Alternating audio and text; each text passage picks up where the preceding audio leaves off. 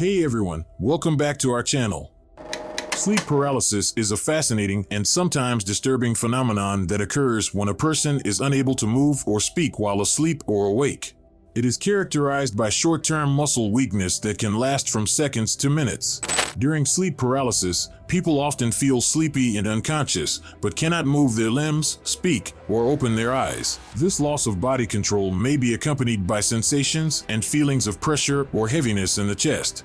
Sleep paralysis is closely related to sleep cycles and occurs during the transition of sleep stages, particularly from rapid smooth movement, REM, sleep, where most dreams occur, to the waking state. During REM sleep, the brain works the same as in the waking state, but the body's muscles temporarily stop dreaming.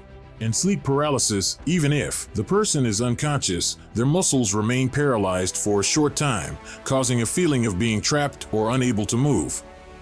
History or general view of sleep paralysis. During the medieval period, sleep paralysis was associated with sorcery, demonic possession, and visitation by succubi and nightmares, supernatural beings who seduce people during sleep. In ancient Mesopotamia, the Sumerians and Babylonians believed that sleep paralysis was caused by demons or utaku. These places are believed to sit on people or breathe and weaken them during sleep.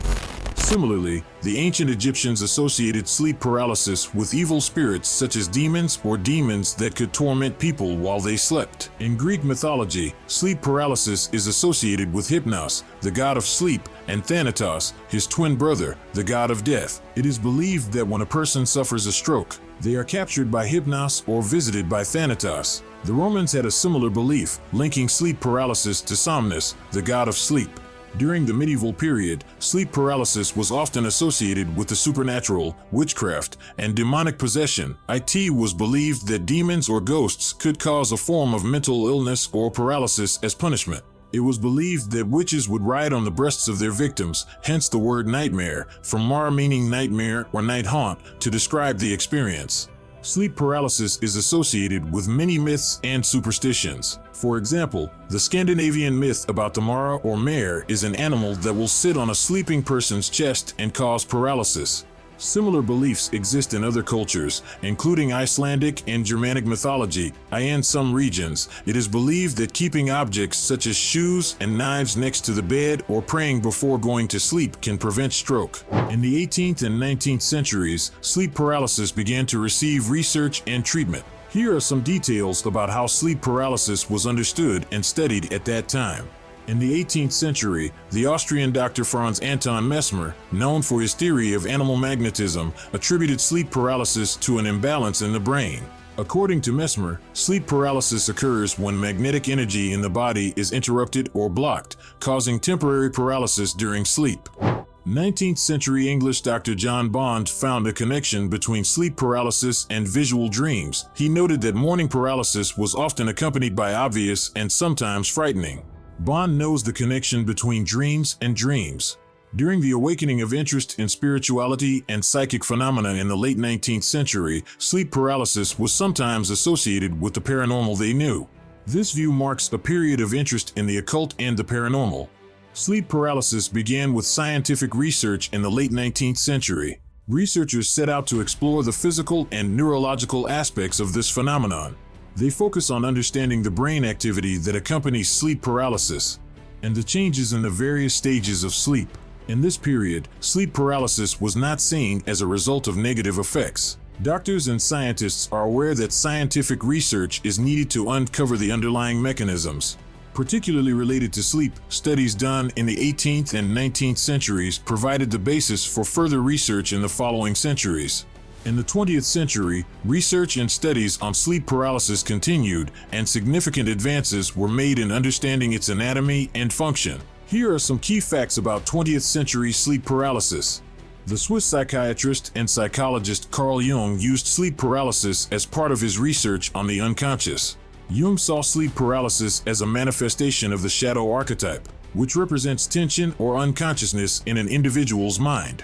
In the 1950s, the field of sleep medicine emerged and a sleep center was established to study sleep events, including sleep paralysis. The development of polysomnography, a technique that measures various bodily functions during sleep, allows researchers to monitor sleep-related brain, muscle, and eye movements.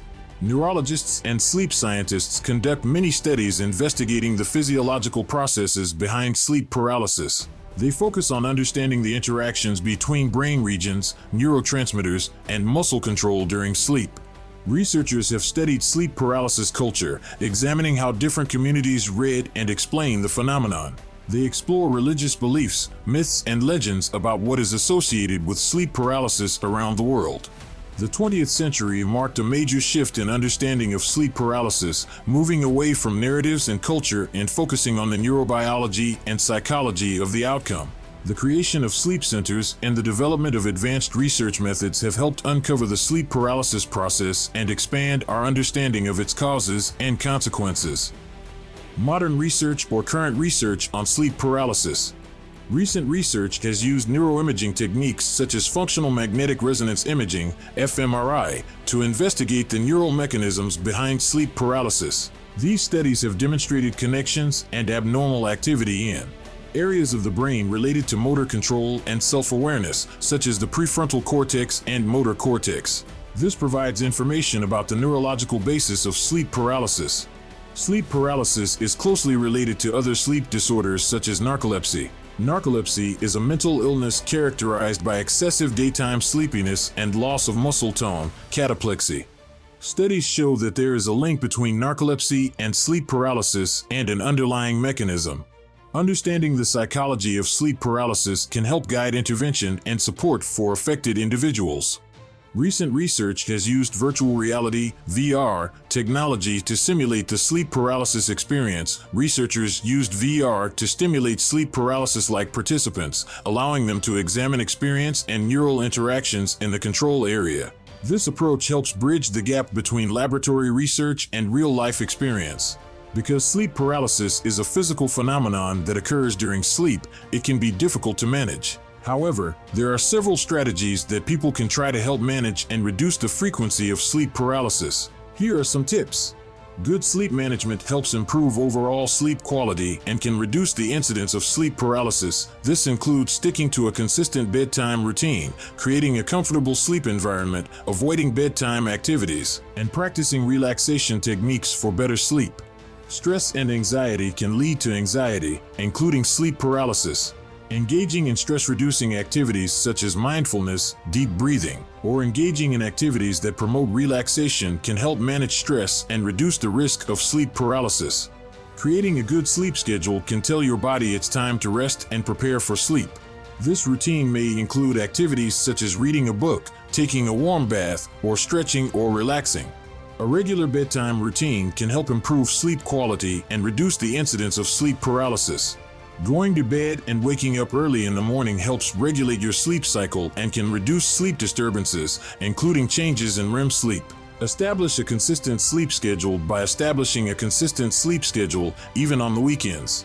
It is important to consult a doctor if you think you have sleep paralysis, such as narcolepsy, that is causing your sleep paralysis.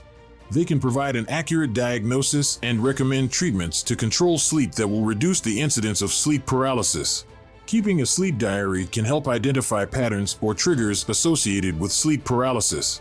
Write down things like sleep duration, sleep patterns, stress levels, and any unusual experiences you had before or during sleep paralysis. Many people experience sleep paralysis at least once in their lifetime, and it is estimated that about 8% of people will experience it again. Several factors can contribute to sleep paralysis, such as lack of sleep, irregular sleep patterns, sleep disorders such as narcolepsy, and mental disorders such as anxiety and depression. Throughout history, it has generally been harmless and requires no treatment. However, if sleep paralysis is so severe that it interferes with sleep or causes severe anxiety, seeing a doctor may help. They can help identify sleep disorders or conditions that cause them and can provide advice on how to manage and minimize them.